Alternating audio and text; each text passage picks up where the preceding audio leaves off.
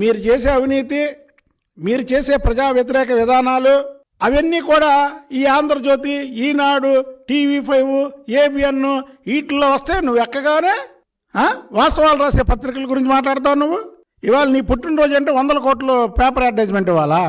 అంగన్వాడీ టీచర్లకు జీతాలు లేవు, పారిశుద్ధ్య కార్మికులకు జీతాలు పెంచు, రాష్ట్రంలో ఈ కానిస్టేబుల్కి జీతాలు కట్ చేసావు, SLకి జీతాలు కట్ చేస్తున్నావు, CAలకి జీతాలు కట్ చేస్తున్నావు.